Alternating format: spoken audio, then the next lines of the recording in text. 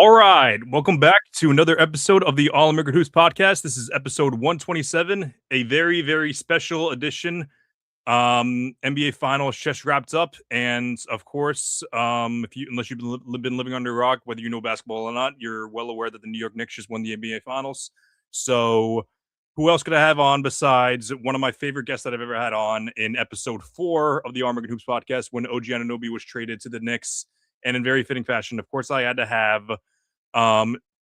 Let's see. So I was very much prepared to call you John from JFK, but Al Davis's son, aka the commissioner of the draft extravaganza, John Cassidy, is here joining us. John, pleasure having you on. Thank you, Chris. Had to throw a quick curveball at you start, so I needed to change my name. Also, was too afraid to call in to WFAN throughout this entire run because I didn't want to jinx us, so I had to put that to bed a little bit. But also, please add an accolade to my title, not only on episode 4, but highest views of any episode. I had to check before I came on here. Right. Yeah, it was on the individual channel. Yes. Yeah, for a little bit when we were under Chilton Hoops, we had a couple episodes that got a little more because we had like the bigger, more subscribers, but on the individual, yes, you are the highest as of now. So but yeah, so in case you're wondering, the reason obviously you guys know that I'm not a Knicks fan, but I am supporting in a way. I'm supporting John. I'm not really the Knicks in a way, but I'm wearing my the Mets hat, not the Mets, the Giants hat that I had on last week too. I'm not going to take my headphones off for that, but yeah, you already know which hat I'm talking about.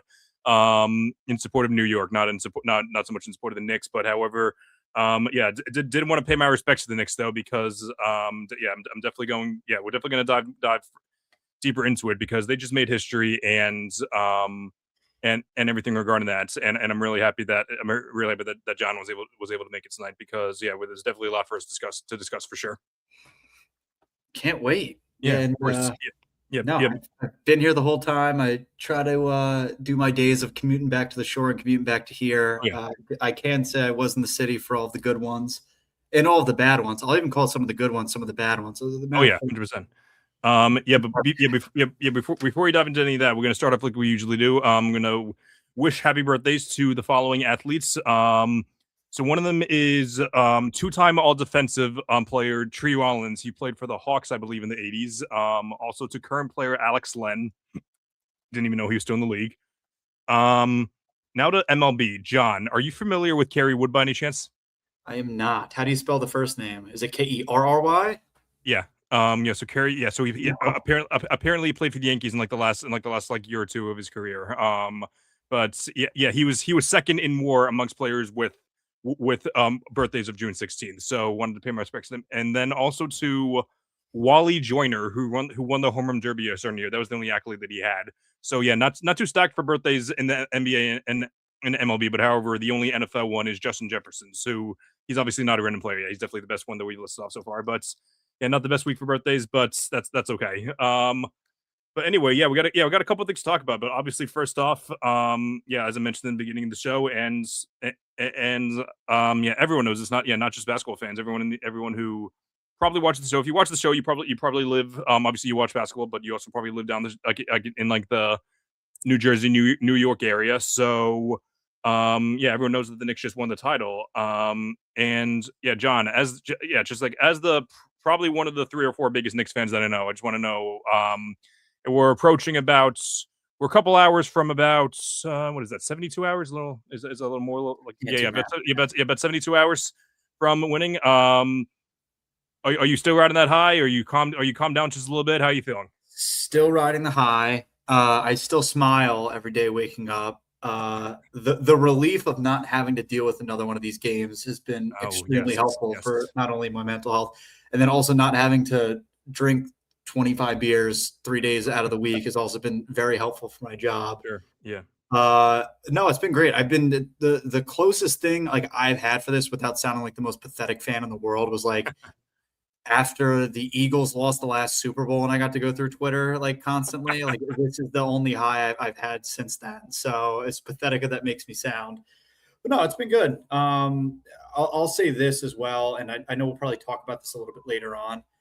I am just so happy as well. I don't have to do another day of like trying to figure out whether Wemby is going to be kicked out for a flagrant foul or not. Oh my God.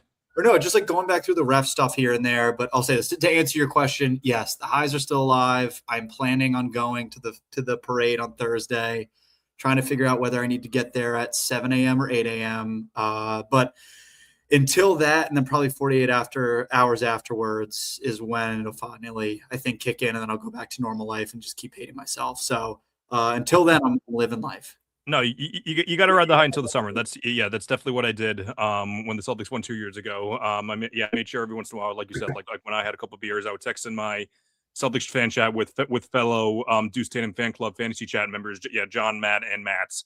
I would say healthy reminder: the Celtics are NBA champions. So so I used to say the same thing, not in our chat, but in your whatever Knicks fan chat you're in. You should send those types of messages every once in a while. You gotta run out any type of happiness you can get, 100%. I'll say, I don't even need to really do that here. Like, I have enough people. Like, I've been wearing this hat for as long as I have. Oh yeah, of course. Literally, any person just wants to throw you like one of these, and whether it's actually at me or not, I'm like, yep, that person's thanking me for helping win the championship, and I appreciate that. But no, it's been something that I never thought we'd be able to accomplish, since I thought that Jason Smith was going to be the key focal point of running the triangle offense for Phil Jackson. So. All of which to say, I will ride this for as long as I'm allowed to, which will be forever. I got my one, so that's of course. it. Yeah, that's all that matters. So anyway, I don't even know where we should start exactly, because I guess I think what is an ideal place to start is actually when they lost, I believe, Game 3. That would have been to fall down. No, I'm talking about Game 3 actually of the first round to the Hawks. So. In which I don't know if you're familiar with him, but Joel Moran of the Pick a Side podcast, he's a big Knicks fan. He literally tweeted out the Knicks should accept this point that Jalen Brunson is not going to be the best player on a championship team, so they need to adjust from there. And then after that, they follow up with the biggest win streak ever, with like the biggest victory margin ever, and lose only one game after that. So I'm wondering, where's your head at when they did lose Game 3 of that series against the Hawks? Like, were you expecting them to lose that series? Did it in a way kind of make you think like this team had a clear ceiling? Where was your head at, you think? Where I was at, if I'm remembering the game correctly, I can't remember which one of the losses was. I think that's the one where Michael, who I then deemed back to Michael, was about to hit a game winner in the corner and it bounced out. I think that was that game. Where my head was at after that was the way that I have this Knicks fandom is like I kind of have to deal with them all year, for better or for worse. So I'm always more optimistic than probably I should be. But after that, like probably like most, I wasn't like fire Mike Brown, but his shtick was starting to get to me of being like, I'm the fun-loving, cool guy coach who like love my players, but I don't scold them, only because I know that if we went through those two games or those losses with Tibbs, he would have like literally started stabbing players by the end of it.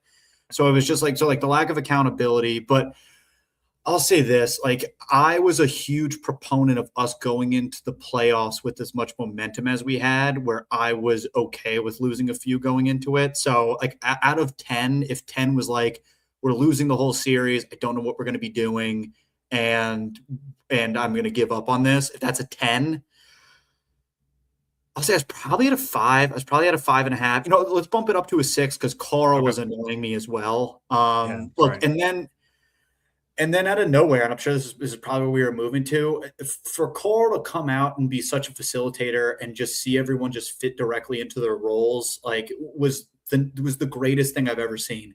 One of my biggest fears in that series, especially like starting into it, was Brunson dribbling the ball too much. And I swear, and even in the finals, game 1 a couple of times too. People are going to be surprised for me to say this, but like even in the beginning part of that series, like getting flashbacks to Miami of just being like, can you please stop just trying to run this entire thing by yourself and fall back to the team? So again, no one's come out and said exactly what came out of whatever that team meeting might have been, but all of which to say, I was optimistic things would fall into place, but like everyone, I did not think that they would fall into place as much as they did. So like it's funny. So like I know that you're prior to a couple years ago. Like I know that when we first met, like one of the first things we talked about was how we're both fans of Becky Hammond, and I know that Knicks Twitter and everyone else is running circles around her. because she made an accurate comment at the time. Like it's very, very, very hard to win a championship with smaller guards, and that remains true today. It is hard. It takes a special kind of player, and it takes b a really good roster construction around you. Like it usually includes like a defensive big, like with Isaiah Thomas, he had like Bill Laimbeer and like one of the best defensive of all time with Steph Curry. He had Draymond Green. He even had Klay Thompson, like an elite two-way guard who can guard all the point guards. And then in Jalen Brunson's case, he not only did he have OG Anunoby and Mikal Bridges, both very solid wings. Colin Towns turned into one of the somehow overnight just turned into one of the best two-way bigs that the league has ever seen. It was the most like it was the most like absurd thing I've ever seen. Like he was probably the best player in the Sixers series. He was one of the best players in the series against the Cavs, and then games 1 and 2, he was the best player in the finals. So Brunson deserved Finals MVP. I'm not saying otherwise, but like it's debatable that like the only game that he was objectively the best player in was Game 5. But he was definitely the most consistent player for sure throughout all the series. But like game by game, he was not like the best player every single game. No, and as much as like Knicks fans can be burning down my apartment, like the sentiment of the Becky Hammon comment is right, just because it's happened so frequently where a small guard has been able to lead a team. And like I'll just like, and I'll say this: like Brunson gets all of the praise as he should. And I have I have a point to say on that comment as well. But like in order to have a guard play that well, you need to have such an unselfish team, which is like I literally think is the secret sauce of this entire run. Was very, very infrequently will you ever see a face of a franchise in Jalen Brunson allowing to sacrifice like basically his entire. Well, we can get to De'Aaron Fox too in a minute, but it's basically the entirety of pounding the ball and running an offense and just saying like, look, like I'll be a second option, I'll be a third option if I need to, so long as I'm able to get out there, settle, and just allow other players to do their part. And like that like ebbed and flowed all season too. Like I'll still never forget. Like we were back in November. We had the same start as I think like maybe like one of the 2021 teams in the playoffs. Mm-hmm. Everyone was losing their mind, but they were like, "Hey, we fired Tibbs, and this isn't what it should be, and we should be much better than this." And I'll just say this: like I'm just glad it took this long, for Carl to figure out that he could be a facilitator and also a decent defender. And for Brunson to kind of, I wouldn't even say finally, because I feel like he was always open to it, but finally fall back into that role and sacrifice and being like, look, like let just the hot guy carry the ball and we'll kind of figure it out as we go through the series. Yeah. Well, like you mentioned, for like a good amount of the series and even for like a good amount of the playoff run, it's not a bad thing. Like it worked obviously, and it has worked for a long time. He is very ball dominant. Like I think like for like the past few years, I think like consistently he averages like the most seconds per touch, which I know is a very but like he holds on to the ball a lot, which like like it requires like you can like spin that and say like okay, it requires a lot of patience though. So like like when a certain guard like is on you, takes like a certain amount of patience to like get past him. Which like even Castle mentioned after Game 1 that Brunson is like debatably harder to defend than SGA because like the way that he angles things. So that is something that but like you said though, like even like towards like the end of games, he was able to find the open man more. That's why OG was able to shoot so well from three. Is that like he was able to do everything there? But yeah, lots worked out for the Knicks, and we can like talk big picture stuff later as far as it goes for like comparing them to other teams and stuff. Like let's get right into the granules, Chris. Wherever you want to go, I'm good. Yeah, sure. Yeah, sure. But we can talk big picture, but like maybe we can dive into a little more of the specifics of the finals now because we talked about leading up to it. But like I said, I do believe the Brunson's Finals MVP is very much justified, even though like he wasn't consistently. Even though he wasn't always the best player, he was definitely consistently the first or second best player. And the closeout game, it was the closeout game and Game 4 as well. He's probably the best player as well. So, but let's we can dive into the Spurs real quick because this was what like people could say like this could have easily been predicted because of how inexperienced they are and everything with that. But it was unlike, and this is coming from the Celtics fan who witnessed the Celtics blow 3 14-plus point leads in 6 games against the Knicks last year. But this what the Spurs did was far worse in my opinion. what was it? They were up 10 they were up 10 every single game. Oh, sorry, up at least 10 every single game, at either at half or at the first quarter. And like I was talking to a coworker today, just like even like the Knicks being like down 17, he said like, yeah, like I was at my coworker. He said like, yeah, I was at Applebee's, and like, yeah, like everyone knew, like, oh yeah, they're gonna win this game. So, which like the Knicks deserve all the credit in the world for that, but at the same time though, the Spurs, just because they're inexperienced, they do not deserve to be exempt from any type of criticism, because that, in my opinion, that was one of the most, at least for, yeah, definitely, yeah, obviously game 4, but like when they blew the historically, but game 5 as well. Like it was some of the most pathetic basketball I've ever watched. It's like even like I'll say like I was always obviously like super optimistic and super happy whenever we were bringing the comebacks, but like it's almost like I can imagine if I wasn't a Knicks fan, like it's like a tiring form of basketball. I can imagine rewatching some of those quarters, just like Harper and Wemby and like Castle, just like lights out, lights out, lights out. Yeah. But like, and again, like this might just be like me wearing rosy colored glasses and just really just being locked in on what was going on Mhm. or not going on, just trying to make sure I didn't throw myself out a window. Um, it almost didn't feel like they gave it away in a sense. Like I almost feel like they didn't go super cold from shooting or whatever it might have been, but like they just allowed the Knicks to chip back. And I'll say this, like it was maybe game 5. I was just rewatching it, if you can imagine, the last 2 nights. Like even me rewatching it, like there was a decent amount of like anxiety kind of when you were fighting between the 13 and the 15 point down. But even being down, I think 16, like you almost like felt good about it. You were like, Mhm. all right, like all right, we're early enough in the game. We can cut this down to 10. We can cut this down to 5. And so long as there's ever 10 minutes, 5 minutes left, we're going to be okay. And the end of the game free throws just continue to just ring as a way to just let us back in the game too. But look, like I don't know. I have thoughts on Spurs going to be able to come back and they're going to be hoisting the trophy and everything, but it just to do it that consistently across 2 games and not have any wherewithal to like even like push Fox to be like, hey Fox, like you are our veteran, like slow this thing down. Like it so like they never had a plateau to stand on, especially when the runs kept going outside of their impeccable shooting, and that felt like the only thing that kept us out of And it. like yeah, you mentioned Fox. Like the thing is, like he would slow down. He would like, but the thing is, he would do the classic dribble at the clock and then take an ugly mid range, which like he's usually pretty solid mid range shooter, but like just like everything about like the way that they were executing was just horrible. And I don't know, like it's very easy to say hindsight 2020, because like usually like later in the series when you want the veterans to pick it up, but Fox just showed us over and over again that he just was not one of the 5 best players in the series. Dylan Harper should have been the one closing games, Dude, and he was really the only one showing any type of light in game 5. So that was like, I know that Mitch Johnson's a rookie. Is he rookie or his second year head coach? But that could have been an easy adjustment to make. it's my epitome. I think it is the epitome of the series as to how they handled the Fox versus Castle menace. Yes, I swear to God. So like, so so Fox versus so Harper. You mean? yeah, Harper, Yeah, yeah. yeah. So when what was it? It was game, might have been game 3.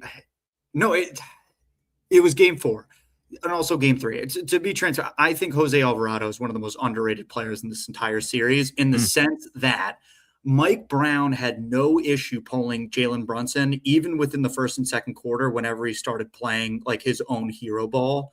Like I think it came out especially in game 3, where like we were looking for fouls, we were upset, we were annoyed. It's actually game 4 I'm thinking about. Jose Alvarado comes in and doesn't do anything crazy. He plays within himself, puts up a couple of points, but he just helps settle and run the offense. Meanwhile, this entire series, like at least hopefully, if I understood it correctly, what I kept seeing come through was like them pushing themselves to have to play De'Aaron Fox. And it's Mm. just like you have such a hot kid coming off the bench. I know he's only like 20, 21 years old, but seemingly he carried himself like a vet. It's hit some of the most clutch free throws as well when he needed to. But just seeing the back and the forth and just keeping him in the game, it was like even sometimes helpful to me. Like I was cheering him on coming into the game. Yeah, honestly, it was. it was just, and like this is coming from someone who was a huge who like when I become a fan of a player, like I'm like very stubborn to back down, and I still root for them, like even when like I've been proven wrong about them. Which by the way, I still haven't been proven wrong about Donovan Mitchell. By the way, Jalen Brunson is better than Donovan Mitchell, but I still haven't been proven wrong about Donovan Mitchell. In case anyone's watching this, but I unfortunately have been proven wrong about De'Aaron Fox. I thought that for a while. I thought that 2023 was one of my favorite seasons for him. I thought he was like to be able to, like I for one had him first team All NBA in 2023, and like I kind of thought that he still had a little bit of that in him. But I think that 2023 De'Aaron Fox would have been a huge for the Spurs, but unfortunately he's not that guy anymore. But yeah, like obviously like more than one player loses the series, and because like but like honestly, yeah, and I said this in the group chat like a couple of times. With how horrible De'Aaron Fox played, he just totally saved any type of criticism that Wemby has had to face. And I think that's actually a perfect segue because I know that like I know that like it's very easy to get caught up on the I usually try not to hop on the why is no one talking about this, but it feels like Wemby is getting so coddled by certain members of the media where they're like, "Oh, he's only 22. Okay, it's okay, Wemby. You just led your team to the finals. We're not going to criticize you a ton. Like, look what happened to LeBron. He didn't play well in 2007 either. No, Wemby played. Not only did he play like crap the last couple games of the finals, he has acted like a jerk throughout this entire playoff series. Just like leading what's on. I'm going to shout out Nick Wright because he's the one that went on this entire tangent because Colin Coward was one of the guys kind of giving the whole like Wemby will be fine thing. Just like the whole like losing in the NBA Cup to the Knicks, telling them that they don't play a sophisticated way of basketball. Which, by the way, fuck you if you use okay. Oh, they don't play sophisticated. What are you, professor? And then after that, it's the whole elbowing Jersey legend Nas Reed in the head. Should have been suspended for the game after that, by the way. And then after that, they eventually beat the Thunder in the conference finals, which by the way, I think all the Thunder haters who also hate the Knicks are kicking themselves, saying like, we want the Spurs, we hate the Thunder because I don't know if you agree or not, but I definitely think the Thunder would a healthy Thunder team would have matched up better with the Knicks in my opinion. Yeah. Do you agree or not? You don't agree? No, I do. Like I don't know. It's not important because it didn't happen. But like no, I was just extra point. But no, I was just listening. No, that's just one of the Wemby acts like they win the title already. Like he even just said, I forgot what he said exactly, but like it was like something smug. And then even you lose. People like lit Kenny Atkinson on fire for saying technically we're analytically up 2-1 with they're on 3-0. No, you just lost the goddamn finals, and then you say we dominated all series long. What? It doesn't take like a vet like a 10-year vet to a 10-year vet to say like maybe I shouldn't say that. Wemby is I know that like he's like the media sweetheart because like everyone likes that, but like I think that he's very quickly turned into the league's villain. I think even more so than the Thunder a few weeks ago.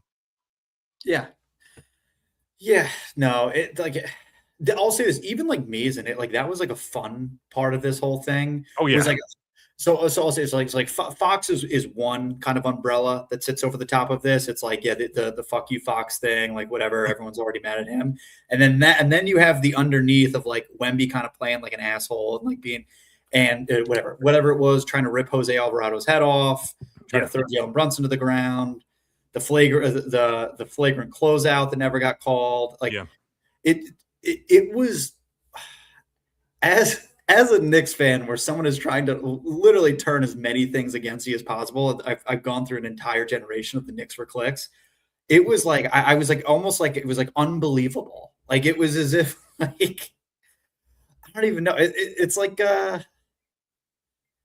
don't even know. It's like if your arch nemesis like did the worst thing in the world, and you're like, all right, fine, like I can just kind of hang under the radar. It doesn't really matter. But so that was beautiful. And then just like not having to worry about nonsense. Like it seems like it almost like even helped us like just play basketball, which exactly I thought we did a very, very good job of. Like at the end of the day, like I don't know who, like, I'm guessing it was led by Jalen Brunson. I'll say OG Anunoby being as mute as he is, like a plank of wood always helps out too.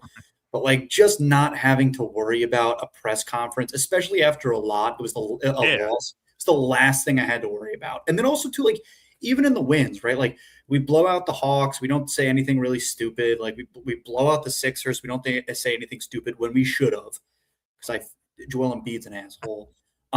It was just nice to have a series where like not only like I wasn't worried about what stupid stuff my team was saying outside of I thought that Mike Brown, who let the dogs out thing, was going to haunt us forever.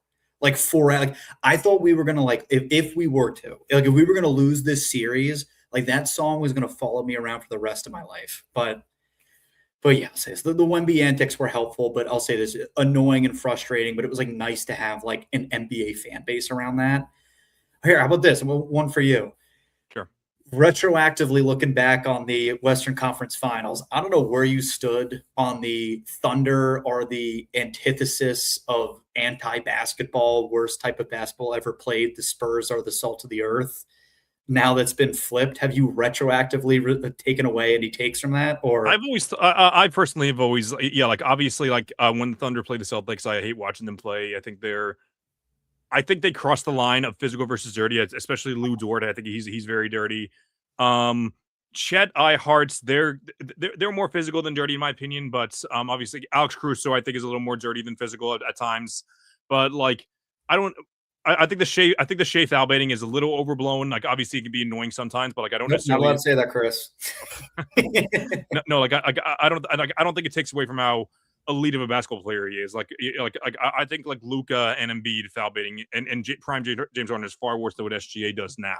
So I think it was like like obviously like I'm not here to defend the Thunder by any stretch of the means, like, especially because like especially like I think there's a award with the Celtics and the Thunder matchup in the finals next year, which I'll probably eat my words completely after that.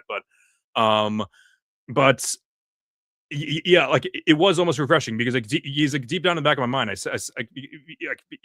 said like yeah, everyone's like complaining about the Thunder, but the reality is that the Spurs kind of suck too. Like with the way that they play. Like even like a guy like Steph Castle. Like I like watching Steph Castle play, but like he's not necessarily like the most clean player either. So yeah, it was refreshing that like seeing like some people on social media kind of turn their backs on Wemby, especially like even though even though it did take a little bit longer than I would have liked. I forget what game it was either. Like this is like the one that like annoyed me, which like didn't get as much play.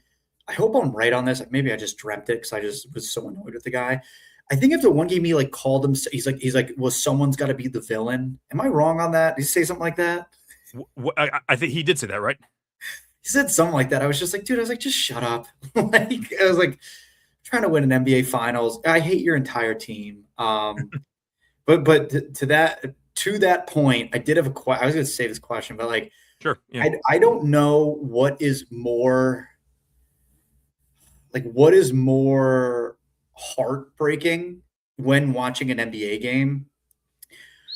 The Wembanyama 3-pointer to put you up by 13, yeah, or a Draymond Green like a foot behind the arc backpack shot, because the same thing, their shot mechanism takes so long that like you have to watch it and you're like, this isn't going in, right? Like it just looks awkward. And then yeah. I'll say that Wemby's a little more fluid with it to where like it's more believable when it goes in. Like yeah, like even I think it was probably like it was either game 5 or game 6 of the Western Conference Finals where Wemby hit like that half court shots to put them like up like big against the Thunder. I think it was halftime. Yeah, with Draymond, I think that's like which there haven't like obviously 2016 Finals Game 7 is one of the best Finals performances ever. But like outside of that, like I feel like he's never really been a great offensive. He's been like a perfect complementary piece of set, but like he's never been a great offensive player. But so yeah, like watching him like take like the wind up shot and then like watching that go in to put the Warriors up 20, you're like, oh fuck this, man. Like it's I'm not gonna lie, like Wemby coming in like trailing a 3 or like or pulling Mitch off of like out of the center and then just being like, why is this guy on the 3, and then just draining one you had nothing to do. It's just like great. And like the other thing too is it is so much more fluid than you've seen from like Kristaps Porzingis as well, where you're just like, I got to deal with this now. And it's like after he's also just like done well in the paint. But I digress. I'll just say this: he is such a frustrating, for all the right reasons. If you're a Spurs fan, he's such a frustrating player to watch as if Yes. you're playing against him.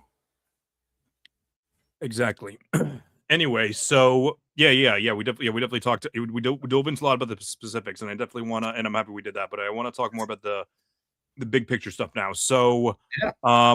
whenever a player wins the finals or like a team wins the finals, there goes like a lot of legacy talks and everything like that. So, um, and in my opinion, this Knicks team is one of the hardest to rank that I've seen in a long time because obviously, regular season, they're not up there with the all-time greats. They were they were the third seed. They kind of had like a stretch where they weren't looking like one of the best teams in basketball.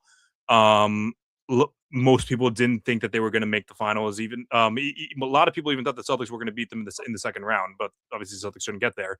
Um, but with that being said, similar to the only team that I could like historically think about this precedent wise, yeah. So then they follow up with obviously, like I mentioned, they one of the most historic run that we've seen of our lifetime. The only team that's comparable to them is the 2001 Lakers, where they only won 50 something games and then they won 15 and 1 in the 15 and 1 en route to another finals. But even that's completely different because the Lakers were the defending champs and everyone knew deep down, okay, we have Shaq and Kobe. Yeah, like we still have a chance to win the finals. This what the Knicks just did is so unprecedented. They were so dominant in a spot there no one expected them to be. Like it's not like 2017 Warriors ever knew they were going to be great. The 2023 Nuggets even they were a 50 something win team, but everyone said like okay, they're the first seed, maybe they can play great. But no one saw this coming from the Knicks. So I'm just wondering. Um, I'm not going to ask you for a specific number, but like how do you think this compares to other NBA champions, either of our lifetime or even some all time as well? I don't know. I'm so biased. It's such a pain in the neck. Yeah, it is tough. Yeah, it is tough to remain unbiased for sure. I wish I was like actually paying attention to the '04 Pistons because it seems like that was Yeah. the easiest take to make. I think I heard Reggie Miller say that 95 times. Uh, like Mavericks are another one, which like I think it's just like people just being like, all right, who's a team that like didn't have an extremely like notable superstar that kind of had to fight their way through it. I don't know. I'll just say this: like I haven't seen like I haven't had this much joy watching anything. Like maybe, and I'm trying to be like a fan stepping outside, like in a game four, maybe since like one of the 2016 Cavs games. I know it's like ridiculous to say. Um, I don't know. Chris, you can't be throwing numbers at me like that. I'll say this. I'll do the basic take. I'll compare them like a 2004 Pistons. I'll compare them to a Mavericks.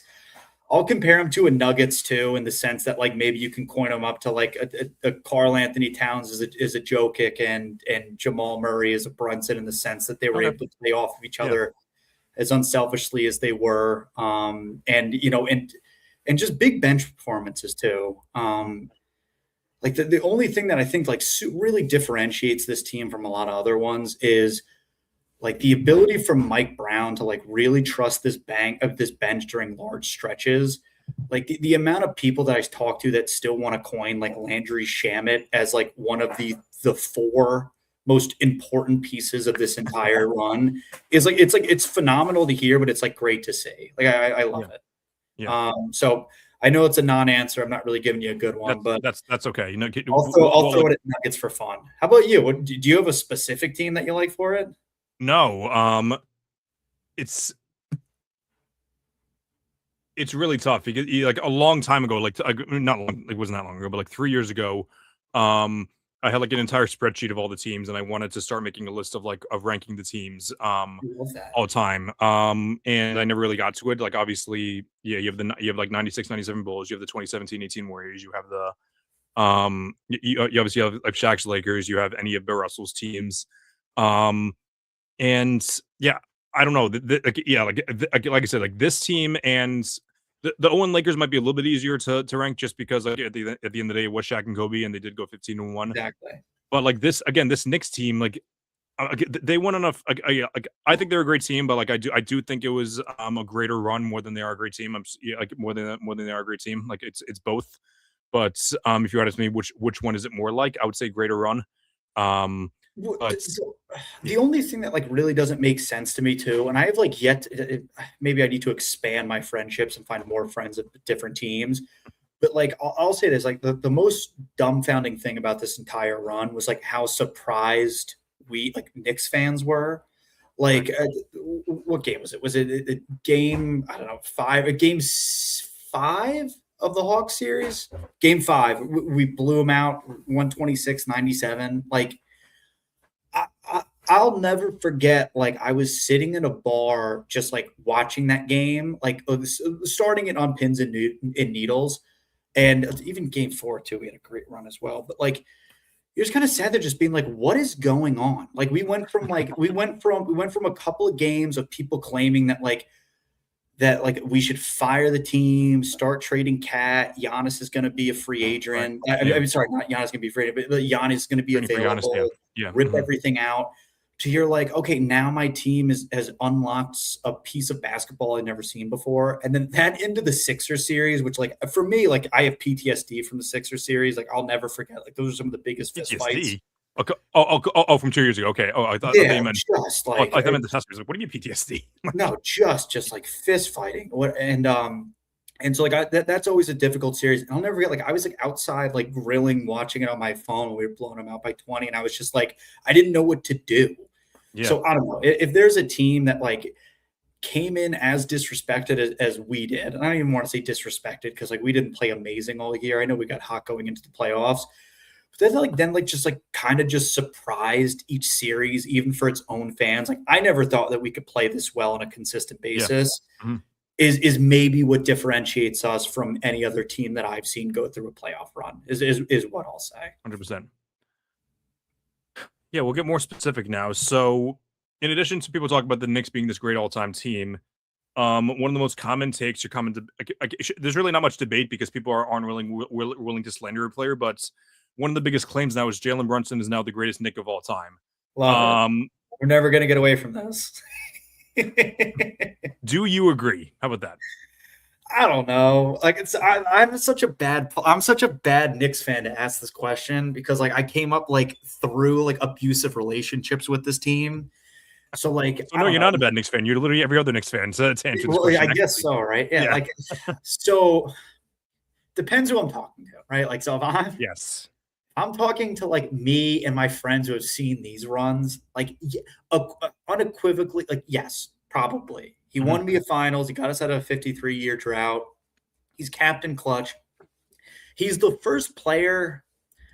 I went to Penn State, so I had Saquon, and it's like the only equivalent of it. Like he's the first player where I've ever been like, oh my God, I have that guy who's better at doing things than any other player in the league. In the sense that like he's one of the best clutch performers I've ever seen. He's gotten us out of so many games. I've wanted the ball in his hand. Like I've multiple times been like, give this ball to the captain. So like in that sense, like yes, he is probably the best basketball player I've seen. But then like I'm like a pathetic loser. So then I'll go Carmelo Anthony has such a special place in my heart. Like I love the guy to death. He also was very clutch in many of the games. It did not really mean anything at all, but meant everything in the world to me. But then, like you think back on it, and I can never disrespect my two other favorite players, the Willis Reeds of the world and the Walt Clyde Frazier. So, and then obviously you have Patrick Ewing, who was with our team like what seems like a millennium compared to how long Jalen Brunson's been with us. So, like, it really just fits into it. So, if you asked me about like as I've been a fan of watching the Knicks, yes, like he kind of has to be the best player, the best Knick of all time. If you ask me who my favorite is, I don't know. Patrick Ewing's going to be anyone who's 20 years older than me. And then, like, unequivocally, it's probably Willis Reed or Walt Clyde Frazier. So I'm not going to answer your question, but I'll say that's okay. Yeah. It's one of the four. Yeah. It's one of the four. It's one of So yes, it is. It is one of the four. And that's, So, and I literally did this. Yeah. Pulled this up like right before. So, beautiful. Yeah. As you can see, like the most important thing is you mentioned that you played for so much longer. Ewing has literally played 800 games more than Brunson. Yeah. And it's not like he was such a role player. He literally, what is it? Like I think I have it down here. So like 11 All-Stars. Neither of them have a first team All-NBA. Frazier has 4, Reed has 1. Obviously Frazier and Reed have the 2 rings. All-NBA, Ewing has a little as slightly more than all of them. Finals MVP. Reed has 2, even though he shouldn't have. Like, Frazier definitely should have had one of those. Brunson has the one. So it all comes down to like really what you value. And I think that most people like that are having this debate didn't actually watch Walt Frazier play.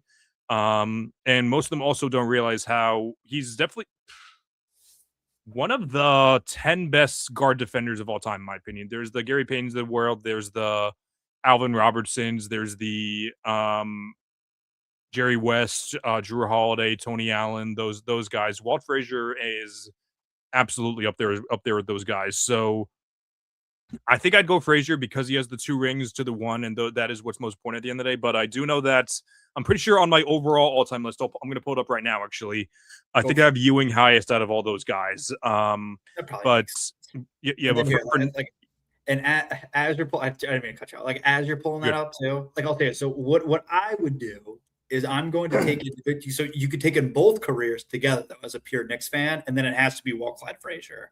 Yeah, I can't have a guy who's not only won 2 championships, but then called every single game of my entire life and called it beautifully, bounding and astounding. The precocious neophyte. He's the best. So yeah, I'd say like if you wanted to go like into pure basketball, me being like not objective, championships wise, it's probably Walter Willis. Like player wise, it's probably Patrick Ewing. But then like as of recency bias, it's got to be Brunson. Yeah. So all time, I Patrick Ewing as the 36th greatest basketball player of all time. I have Walt Frazier at 41, Willis Reed at 47, and Jalen Brunson now at 68. Yeah. So I know. Yeah. So like. Yeah, so I have him at 68.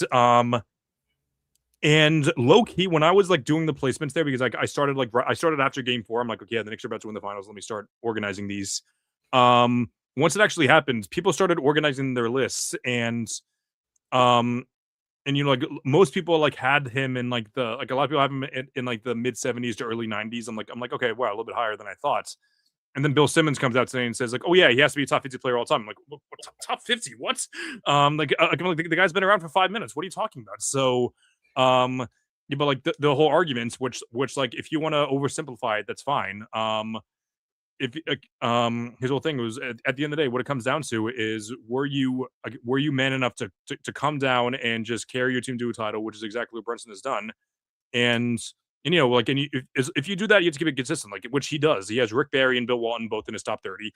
So, so yes, what Brunson has done does warrant him to being there. I think you have to factor in a couple more things like longevity and accolades. But yeah, top 50 is interesting. I don't know how much of an argument he has there, but I do know a lot of the Knicks fans would disagree with me and they'll call me a hater for that, which maybe that's valid. But I'll throw a Delta on there too. He's just not a pain in the ass too, man. Like he is, like, he just plays basketball. Like he just plays basketball. That's all he was born to do. You can see it from the videos, and when you can see Rick Brunson abusing him on a basketball court when he's like 11. He's just great, man. He's a joy to watch basketball if that puts him anything above it. And then, by the way, so if Jalen Brunson continues to get a couple of more All-Star games and a couple of first teams or second teams, if we get an all like 45 to 55, we can get Ewing and Walt Clyde Frazier and Willis Reed and Brunson in that little on your in those tiers. I'm happy there. Any other Knicks in my list? Okay, even guys that were there for 5 minutes. I don't know if there are many, if at all. Well, I do have Isaiah Thomas, but yeah, I don't know if you're gonna. Isaiah? Yeah, I was saying in regards to small guards, he's got to be your number one, right? Define small. Is it 6'2" and shorter? 6'2" and under. Yeah. So if that doesn't count Steph Curry, then he would be up there. Yeah. Wait, did you see? I don't know what show it was on today. Someone was saying that. Someone was saying like small guards, and I think Windhorst just jumps up and just goes, "Steph Curry's not a small guard." How tall is Steph Curry? 6'2", 6'3", right? Yeah, 6'3". Yeah. I don't even know who my next small guard would be after that. Yeah, I have Isaiah 27 and I have Chris Paul at 33. So like those would be the those are like the two main ones. And then I don't even know who would be next. I don't even know how tall Bob Cousy was, but I'm not giving you a test, Chris. Was that? So I'm not testing you. It's on. Oh, that's okay. But there is one more. Yeah, before we dive into offseason stuff, there's one more player I want to talk about, and we've already talked about him for sure. But Karl Anthony Towns, what does this ring do for his legacy? It's very confusing to me because he has this bad reputation of being kind of a wuss and everything. Like, yeah, he doesn't have that killer mentality. Bad at defense, only puts up good offensive numbers. Only good offensive numbers. Then Rudy Gobert gets traded to the Timberwolves. He kind of plays that power forward role, plays it fantastically. He played really good one-on-one defense against Jokic in 2024. They make the conference finals, gets traded to the Knicks, makes back-to-back conference finals, makes the finals in 2026, plays like the best player in games 1 and 2, and then games 4. I don't know. Game 3 is drawing a blank, but game 4 and 5, he got into foul trouble, got fouled out in game 5, and scored. I don't know. I mean, it was single digits in both games, but so I don't know how differently I would be thinking about ranking him if he played better. But I know that heading into this series, I believe I had him in like the mid 30s, comparing him to all centers. But as of today, I have him as the 22nd best center all time, right behind Amari Stoudemire. That's saying something, Chris. And I'll say his Knicks Nation will appreciate that. Look, yeah. No, I was gonna say like what it does for like his legacy is I will say this like I have wanted to love Karl for so long, and he's the most lovable, frustrating player that you will have on your team. Yep. I'm sure any Timberwolves player hopefully would have said that as well. He's a Jersey guy, so I've always loved him. And I always thought it was annoying and how much crap he got. But like this series, I think like really just now defines him as he's finally figured it out. He's finally like solidified himself as like a multi-dimensional player. Like what I'm like really hoping is that he gets over now is like as great of a title as it is one of the greatest shooting big men of all time. And like everyone like throws around like Ben McAdoo because that's always fun. Yeah. Is like I'm just like happy for now people just be like he's a good basketball player. Like what we saw this series, which he hasn't really showed ever, was I guess he showed it a little bit in the finals, but like he's consistent at shooting. He never lost it, even when he got frustrated. B, like he's able to add a facilitation to his role, like just being a passer, kind of throwing away to shooting. And then lastly, too, just like being a shooter. I mean, being a defender when you needed him to be one as well. And like I feel like that's the thing that he got clowned on for his entire career. Like, yeah, I'll never forget. You know, like the picture of him going up against DeMarcus Cousins.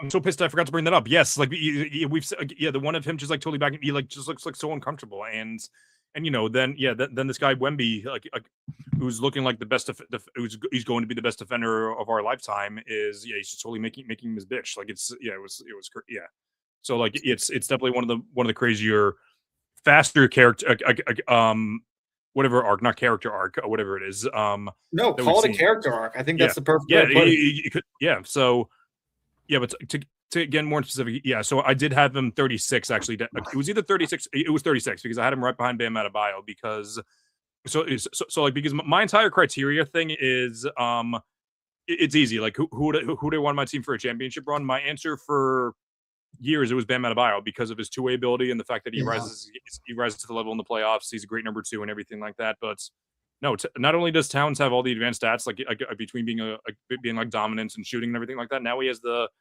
playoff experience in the ring. So hats off to Karl Anthony Towns, the what is it now, the 22nd best center of all time and the 95th overall all time. So 97th overall. So that's why I got him for now. Yeah, look, and like I'll just say this too, like for him to just continue to play, like I don't think there's. I'm trying to think, like, feel free to try to think of another one of like a more disrespected player in the league for like how good of a baseline of a basketball player he's been. Like, just thinking back to like, just like mercilessly destroyed his entire career. Like Jimmy Butler's the biggest bully in the world with him and Wiggins quote called him soft. By the league, it's Rudy Gobert for sure. All right, that's fair. Even your guy, very sarcastically, I'm saying this. Your guy, Tyrese Halliburton, is another one. Like the league seems to hate him, even though he constantly cooks everyone. But by the league, those are the two that come to mind: Rudy Gobert and Tyrese Halliburton. And I'm sure there's a couple others. Like Dylan Brooks is another one I think that people don't like, but I don't Yeah, like I'll just say this, like I'm just so happy. Like, and also like one of the things like I took for granted as well too, and I didn't realize it was going to be such a like an important thing until come the finals. Like he is such like a personable, like I love him to death. He's never like there's I don't think there's been a player maybe besides Julius Randle that I've wanted to and tried to love that has frustrated me so much. And like when you see him do stupid stuff, like when you'd see Randall like go into like Beyblade mode in the corner, or you see him like chuck up a three, it would be the equivalent of like when Carl would wrap someone going down and he does the thing, Mm, and yeah. immediately you go like, ah, man, that sucks. And then like they cut to it, and I'm like, Carl, just don't do that. Like, why? Like it. And I'll just say this: like, what you don't realize like comes with like with that whole type of a player, and like maybe something that I took for granted until I needed it was like the guy's played in the playoffs for as long as he had, and he's gone through so much. And I was just like happy to see it finally come out in the finals. But I will say this: I almost thought it was like a chef's kiss, like those two quick fouls in game four, like the quick fouls in game Oh five. my god. Oh, that was. Oh, I could Also, only in imagine. game in the game for the two quick fouls, I think I went to Kara and I was just like, if we can somehow get out of this, like starting this bad, this poorly, especially with a player that needed to come out as good as Carl did, like we got this whole series. So Yeah. Yeah. um, Exactly what happened. Yeah. headline on Carl is I am glad he is now allowed to act himself. I'm hoping that the league can finally realize that he's just a multidimensional player. Yes. And look, I just hope he just plays more consistent throughout the regular season and Mhm. people can just start appreciating him a little bit more. Um, Absolutely. yeah, I love All him. right. So yeah, absolutely. So that's a good place to end this segment. So the next thing I want to talk about, we don't talk about for too long. I know we're creeping up in the hour, but we can go over that for sure if we need to. But um because the next thing I want to talk about is the off season. So the Knicks don't have many off-season things to consider, given that their roster is pretty set and the fact that they won a championship, those things. So my only question is, I think the only thing that's in question is, will your guy Mitchell Blockinson return to the Knicks next year? Is that a question? Is it yes or no? I haven't looked at the Knicks financial situation. Maybe I'll do that right now. But I know you're a big fan of him. I know everyone's a big fan of him, yeah, because of how important he is. But I I'm wondering if he's gonna be back or not. I'm gonna pretend that I like know what I'm talking about. So Right? Yeah. I think we're 14 million under the apron right now, which like Okay. obviously it does not matter. It's not going to be enough. Yeah. But we're I think our current free agents, which is like not great to say, is I know it's Shamit, it's Mitch. I think it's one other person I gotta think about, but Mitch obviously being the most important. I th- I just hope he comes back. Like so my whole thought is I followed his whole career. I watched every summer league game that he came in when he was drafted in the second round when the Kevin Knox draft. I, I've loved him ever since. And if there's one thing, and there's been like a few articles written about in the regular season, I was actually trying to find him yesterday. And allegedly, like the amount of people in the front office that value Mitchell Robinson as like a legitimate cornerstone, I've like heard that for the too. Yeah. future of this franchise. I just really hope we either A, pay him enough money to keep him happy, or B, in a sense, overpay him. Because he's just one of these players that like you don't realize what you got until he comes in and makes an impact. And you're like, oh my God, I we needed that guy. Like the amount of times I've seen him come off the 3-point line, like card literally 1 through 5. And look, he doesn't hit his free throws. I get it, but he is just a disruptor when he comes off the bench. So do I think he's going to sign with us optimistically in rosy colored glasses? Yes. Objectively, if I was Mitchell Robinson, I hated the Knicks and I didn't, and all I wanted to do was chase money. Probably not. But he fits in so perfectly here. I hope he loves his team. And like the scary thing now is that we're getting into, and it's like obviously Mitch has a much better relationship with the Knicks than Isaiah Hartenstein did, just provided how long he's been here. But like Right. I'm getting myself into the same process that I had with Isaiah, where I was just like, no, we got like all this great stuff. Like, and it's Yeah. just like, well, no, at the end of the day, like I don't really care about the stuff. I need the money in the contract. So as long Yeah. as Exactly. and look, I I just hope for whatever reason Mitch values the team more than the contract does. But I think at the end of the day, when it comes into free agency, like it's going to be a making sure that we sign Mitchell Robinson is like the most important, and then B just like making sure we build out the bench, right? Like We have, I think so. I think Landry Shamit's a free agent. I think Jose Alvarado is a free agent. And it's just like those two individuals had such a profound impact on this entire playoff series. I just hope that like we don't overlook them or do the silly thing of like, we'll let Jose Alvarado walk and we'll take, someone with our 24th or 31st and we'll hope that, Kolick is able to jump into a role Mhm. or Diarwa steps up in a sense if we're not able to sign Mitchell Robinson. Like, I think like what this series personified is just like if just get the right players and have them play basketball. Like, just don't put yourselves in a place where you have to band-aid anything in your life just becomes so much easier. Like, in the way I think about it too is it's like every single year. How about this one? Baseball reference coming from me. Like Ooh. going into the postseason and just being like, we'll just figure out the closer situation. And then you get into the game and you realize like, oh my God, my closers suck and we're up by one. And like and you're like, oh my God, why didn't we just pour all of the money into this already? And I just like this was like the first team that I've watched in a while where like we might not have had the most like perfect superstar in the world, but at each spot you had the perfect player at least to be a role person in that regard. So like you didn't think that you were missing anything with whoever you had. So like when you got into the big games you were like, all right, I'm not really missing anything by whoever's in the game. Like you never felt like you were at a huge liability. So my fear is if we let Mitch walk, we don't have then we have Carl. Huck Porty got a couple of minutes, but those were like fun. And it's Oh just no, like it's fine. Yeah, yeah. I just don't want to just have any liabilities, especially at a position as important as backup center. And like I feel like the Knicks with backup centers, I swear it's like Giants fans with right tackles. Like Ooh. Ugh. you'll never meet a sport like a fan base that cares more about a position than any other one because you've lacked it for so long and or you've seen the impact that they've had. So headline headline of my Mitch Robinson is So you just he's nervous? I'm guessing you're just nervous that the Knicks are gonna if Robinson walks, that they're gonna sign the Eric Flowers of backup centers. I guess. Yeah, like, and I don't know. We've done so good at signing players. I just don't want to fall in love with anyone else. Yeah, of course. Yeah. like, Well. Um. Yeah. I guess the only other thing. Yeah. The only other thing I want to ask. Yeah. Like. Obviously. Yeah. This was yeah. We talked mostly about the Knicks, like justifiably so. But outside of the Knicks, are there yeah. Are there any other moves that intrigue you? Like. Obviously, the whole talk on Twitter today is about Giannis and is he going to end up a yeah. What's Celtic? going on with that? You guys gonna pick up? Be honest, I did have two really So great ones for you. so I don't know because based on what I'm seeing now is it seems like the Celtics beat reporters are kind of watering it down. So from Gary Washburn and Jake Fisher, those are two of the bigger Celtics reporters. They're kind of just saying um they're not really what they're basically just saying they're not sure if they want to move on from Jalen Brown. What I'm thinking is that the Celtics and the Bucks both want a deal to happen to send Giannis to the Celtics. But however, the Bucks don't want Jalen Brown, and they're having a hard time finding a third team that's willing to give up a lot of their pieces for Jalen Brown. So it seemed like the Hawks would have to give up. I think it would be Ricochet and like a couple fillers and like 2-3 picks.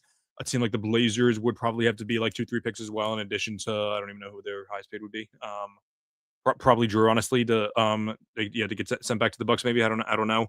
Um, but and there's one more team. Oh yeah, the Clippers. Apparently the Bucks would have been like interested in like they're intrigued by the Clippers' fifth pick. If the Celtics were to send Jalen Brown to the Clippers, which love Jalen Brown to death. If I have the fifth overall pick this year, I'm not trading it for Jalen Brown. All due respect to my goat, No.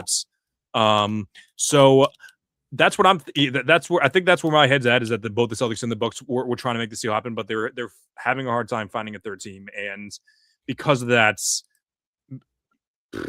earlier this week I would have said like maybe like 50-50 in on this happening, maybe 50% Celtics, the rest of the field. Now I'm probably down to like 35-40% the Celtics, the rest of the field. Yeah, it would be a fun thing for the East. Yeah, I didn't even think about that. I love Jalen Brown on the Portland Trailblazers. That'd be awesome. be awesome. Yeah. Yeah, I mean, we'll see how it shakes out. For the first time in my entire life, I don't need to think about this, but It's truly such a blessing to have. Do you want Giannis, like, objectively, like, for what you'd have to give away?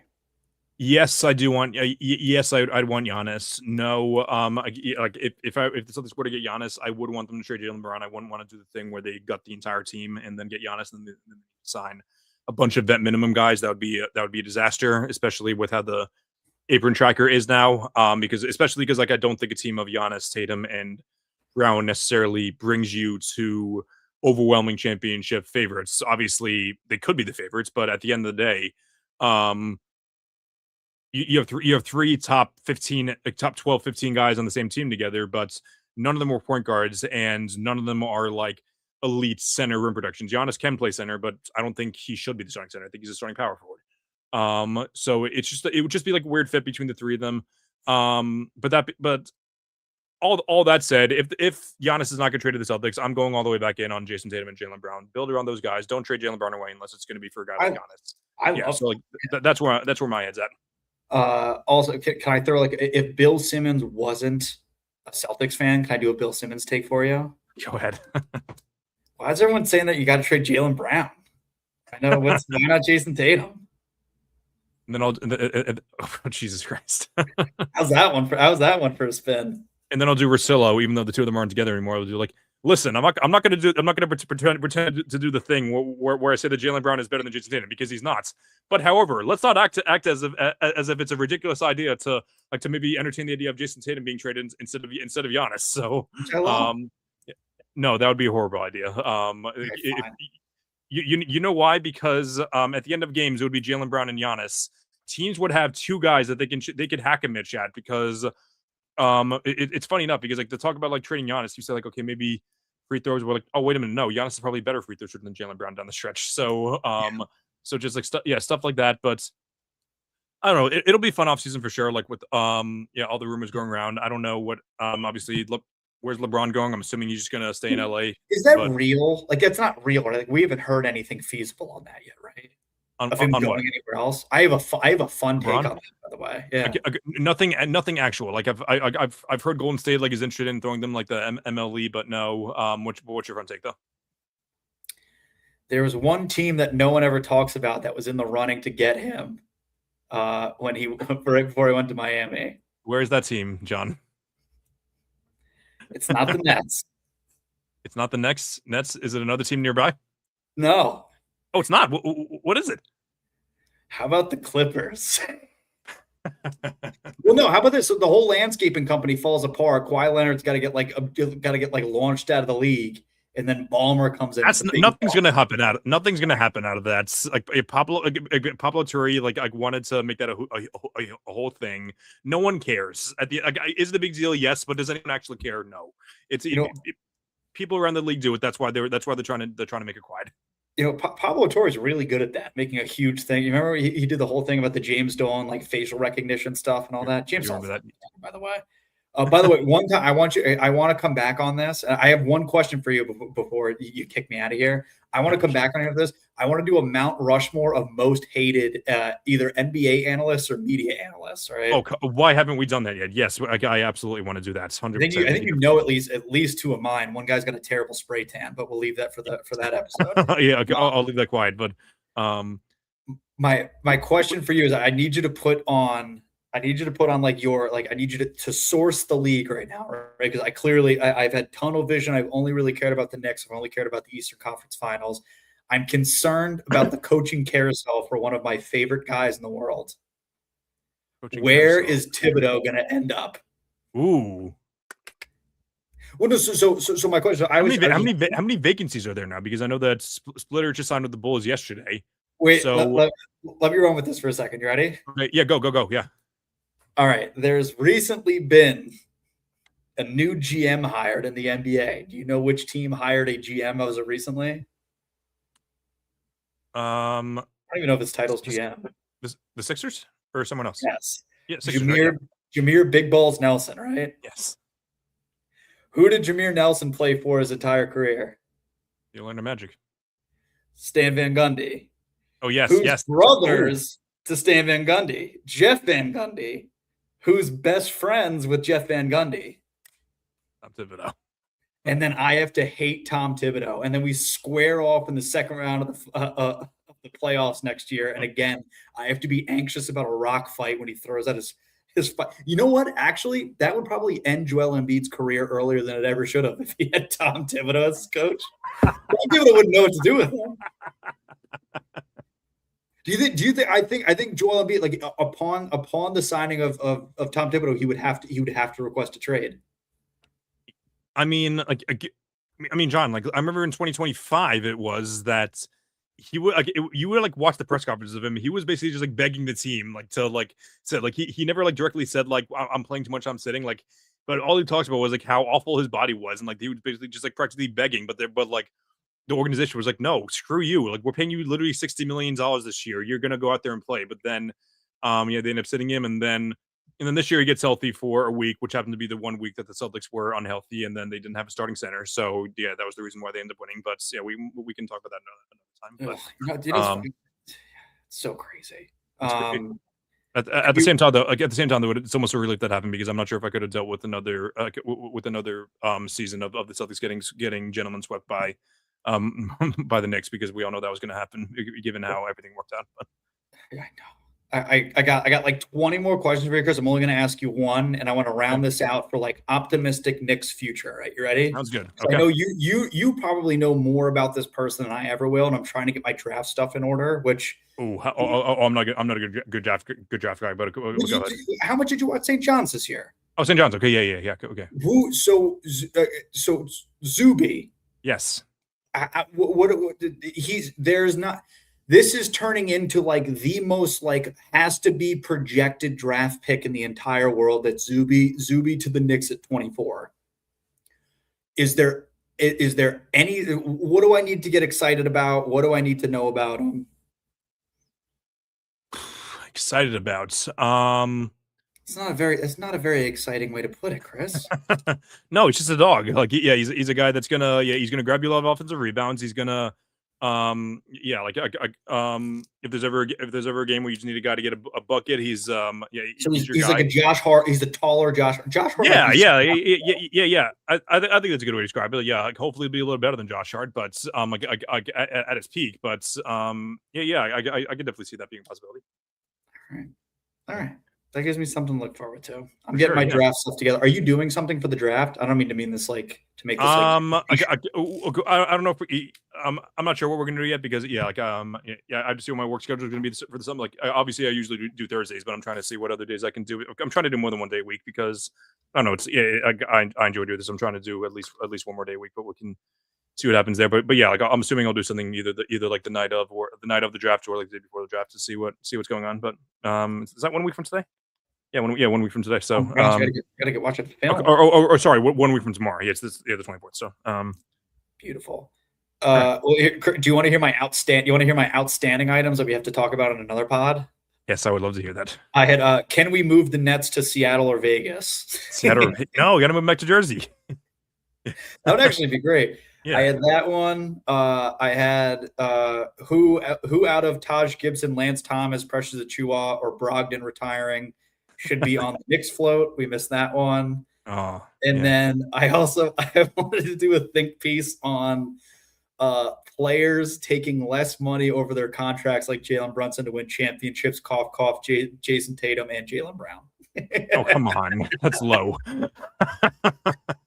That's all I had. I had a few things about Mark Cuban or Nico Harrison finger pointing each other as to who fucked up the Jalen Brunson contract.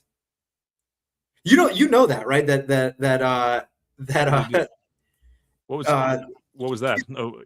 Cuban apparently just attempts to take no blame for it.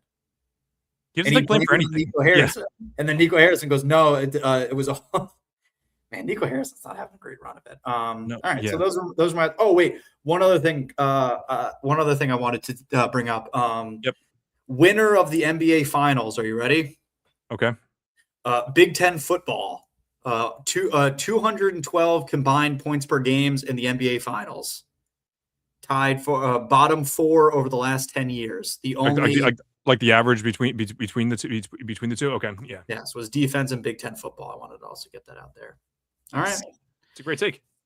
All right. Well, John, I'm really happy that you. Yeah, I'm really happy for you guys. I'm happy for all my fellow Knick fan friends out there. Can you give a couple shout outs? Yeah, shout out to my uncle Jimmy and my uncle Tony, both but yeah, both like longtime Knicks fans. My mom's cousin Carl, big time Knicks fan. He actually went to Cleveland for when they made the finals. He actually lives in Boston. He went to BC, but he grew up in New York. So yeah, he grew up in New York though. So that's yeah, he gets the pass of being an actual Knicks fan. But to close friend of mine, Johnny Langan, another huge Knicks fan. Am I missing anyone else important? It's my boys back at home. Tim Maloney, Johnny Camiso, Mike Brennan. Those are guys that I played basketball with growing up. So shout out to all the real Knicks fans out there. I'm super happy for you guys, and I'm super happy for anyone else celebrating. So but enjoy it while it lasts. Celtics will be back next year. We're looking to take that run. So we'll see what happens there. But yeah, John, again, thanks so much for coming on. You're obviously one of my favorite guests to have. So we're super thrilled about that. But yeah, this has been another episode of the All American Hoops podcast. Make sure to follow All American Hooper on all social media platforms, at All American Hooper on TikTok, Instagram, and at American Hooper on Twitter. Check out my additional content. Fluent versus Show versus Everyone Wednesday nights. We didn't do the past 2 weeks, but we'll be back tomorrow discussing a lot of hot topics. Be sure to check out my column, sportsfluent.com. I'll be writing a lot more this summer. So yeah, even though it's summertime, I'll be a lot more active. I got the teacher working hours, so I'm actually more active over the summer when basketball isn't going on. So definitely be on the lookout for that. But yeah, this has been another episode of the All American Hoops podcast. Until next time, keep grinding and stay hooping. Have a good night, everyone.